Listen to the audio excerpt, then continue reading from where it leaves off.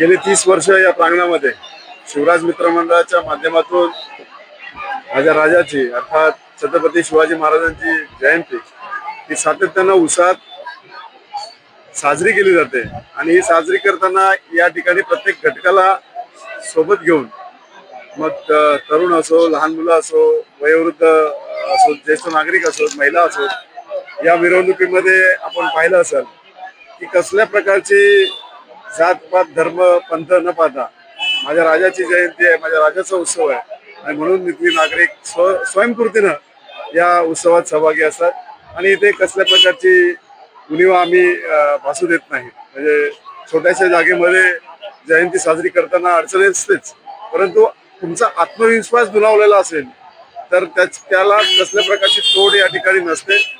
या ठिकाणी काम करताना उणीवा शोधल्या जातात, परंतु आम्ही आमचे कार्यकर्ते म्हणजे संदीप गरत अध्यक्ष असेल, रवींद्र गुडेकर सेक्रेटरी आहेत, गणेश विरसूर खजिनदार आहेत, या सगळ्यांच्या म्हणजे या मंडळाच्या प्रयत्नानं सातत्यानं या ठिकाणी काही ना काहीतरी वेगळं करण्याचा प्रामाणिक प्रयत्न असतात. यावेळेला मिरवणूक तर उत्साहात होतीच, परंतु मोतीबिंदू शस्त्रक्रियासाठी या मंडळाने यावर्षी जोर दिला आणि या ठिकाणी 30 मोतीबिंदू रुग्ण आढळलेले आहेत. म्हणजे याच्यावर मोफत उपचार, मोफत मोतीबिंदू शस्त्रक्रिया होणार आहे आणि या ठिकाणी आम्ही म्हणजे सगळ्यांना सोबत घेऊन काम करताना उणीवा नक्कीच उद्या होतील. हे शिवाजी महाराजांची जयंती 365 दिवस साजरी व्हावी तिथीप्रमाणे बाळासाहेब आणि दिघे साहेब या ठिकाणी आदेशाचं पालन करून ही जयंती साजरी करत आलेले आहेत. त्यामुळे ही जयंती आम्ही शिवसेना पक्षाच्या वतीनं गेल्या 30 वर्ष एकच जागेवर एकाच छत्र छायेखाली एकाच झेंड्याखाली ही साजरी होते. त्यामुळे जयंती कोणत्या दिवशी साजरी होते यापेक्षा जयंती साजरी होते हे फार महत्वाचं आहे. कारण या ठिकाणी 18 पगड जातीच्या लोकांना एकत्र घेऊन स्वराज्य उभं करणारे शिवाजी महाराज हे आदर्श आहेत, हे आमचे दैवत आहेत आणि दैवताची जयंती ही तिथीप्रमाणेच व्हायला पाहिजे. जर तुम्ही त्यांना दैवत मानत असाल आणि आम्ही आमच्या राजाला दैवत मानतो, त्यामुळे आमची ही जयंती तिथीप्रमाणे असते. उद्या आता आमच्या जयंतीची चर्चा होईल, परंतु या ठिकाणी आम्ही कुठल्या तालावर नाचलो याच्यावर जास्त चर्चा होईल. ही जयंती कशा प्रकारे साजरी झाली याचं कौतुक करणार नाही, मात्र आम्ही कुठे चुकलो, आम्ही कुठल्या तालावर नाचलो याच्यावर जास्त चर्चा होईल. मला अशा लोकांच्या बुद्धीची कीव करावीशी वाटते. या ठिकाणी स्वतः काय करायचं नाही आणि दुसऱ्याला काय करू देण्याची ही वृत्ती, ही मानसिकता या ठिकाणी बदली झाली पाहिजे. म्हणून आम्ही त्यांच्या कुठल्या प्रकारच्या प्रश्नाला आम्ही उत्तर या ठिकाणी देत नाही. आम्ही कामाच्या स्वरूपात या ठिकाणी उत्तर देतो. या ठिकाणी रात्रीचे 11:30 वाजलेले आहेत आणि या प्रांगणामध्ये आताही हजारो लोक या ठिकाणी आहेत. त्यामुळे आमच्या या उत्सवाला कसल्या प्रकारची तडा गेलेली नाही आणि जाणारही नाही. उत्सवाला माणसं जोडली गेलेली आहेत आणि ही जोडलेली माळ सुगंधित आणि अबाधित राहील याची ग्वाही या ठिकाणी मी आपल्या माध्यमातून इथल्या जनतेला देतो. आणि हा उत्सव आम्ही वर्षातून एकदाच करतो, त्यामुळे आमच्या या उत्सवाकडे आमच्या कार्यकर्त्यांचा पाहण्याचा दृष्टिकोन उत्साहाचा असतो. काही लोकांचा दृष्टिकोन याकडे वेगळा असतो, त्यामुळे वेगळा करणाऱ्याला वेगळी दिशा आम्ही निश्चित स्वरूपात दाखवून दिलेली आहे आणि आम्ही निवडणुकीपुरतेच राजकारण करतो. त्यामुळे निवडणुकीत आम्ही काय केलं हे सांगण्याची आम्हाला नितांत आवश्यकता नाही. आम्ही जे करतो ते या ठिकाणी तुम्ही वस्तुस्थितीमध्ये पाहाल आणि पाहताय. त्यामुळे मी इथल्या सगळ्या शिवसैनिकांचं, शिवभक्तांचं आणि ज्यांचा सहभाग झाला त्या सगळ्यांचं मनापासून आभार मानतो.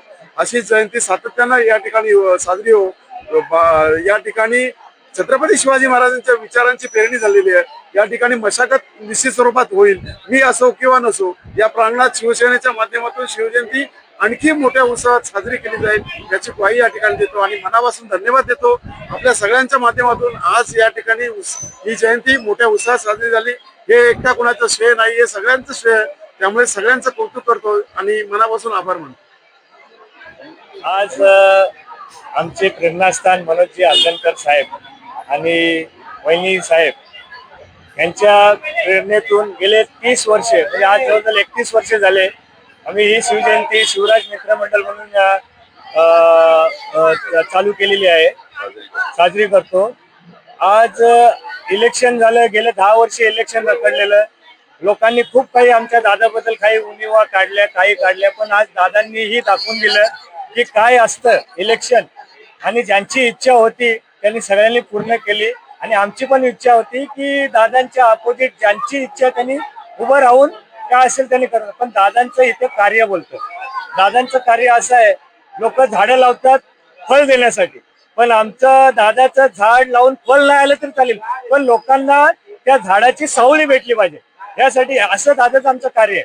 आणि हेच कार्य गेले आज कित्येक वर्ष चालू आहे. आज लोकांनी त्यांच्या विरोधकांची जागा त्यांना दाखवून दिलेली आहे. आज दादा आमच्या सगळ्या लोकांना, म्हणजे सर्व जातीच्या धर्मांच्या लोकांना एकजूट करून किंवा एकजुटीने घेऊन सर्वांची कामे करतो. काही असेल, काही उणीव असेल, म्हणजे लहान थोरांपासून म्हाताऱ्यापासून आज लोक दादाला आमचे मनोज हलदनकर मग हाक नाही मारत.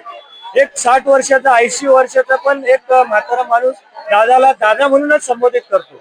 म्हणजे ही आज आमची दादांनी कमवलेली एक इज्जत आहे किंवा निष्ठा समजा किंवा काही असेल, म्हणजे लोकांचा प्रेम खूप आहे. आणि ह्याच्या पुढेही आमची शिवजयंती अशीच साजरी होईल, सगळ्यांना एकजुटीने सामायिक करून, आणि ह्याच्या पुढे दादाचं कार्य असं राहील. याप्रमाणे शिवजयंती आपली साजरी झालेली आहे. आणि दरवर्षी आपलं रक्तदान शिबिर असतं, डोळे तपासणी असतं, आणि खूप काही कार्यक्रम असतात. आता आपलं भोजनालयाचा कार्यक्रम चालू आहे. कितीही माणसं येऊ दे तरी आपलं भोजन कमी पडणार नाही. तसेच या कार्यक्रमासाठी आपले उपस्थिती राजू पाटील साहेब, तसेच आमचे शीख समाजाचे अध्यक्ष गगनजी कोले साहेब, तसेच आमचे पॅनल क्रमांक 4 चे नगरसेवक अंकुश सोनावणे मॅडम साहेब, आमचे सेक्टर प्रभाग क्रमांक 3 मधील पूजा पाटील, या सुद्धा म्हणजे सर्व नगरसेवकांनी इथे हजेरी लावलेले आहे. आणि असे अनेक मान्यवर इथे उपस्थित राहून आमच्या कार्यक्रमाची शोभा वाढवलेली आहे. आणि याच्या पुढेही असेच आपला कार्यक्रम सुरू राहील. जय महाराष्ट्र.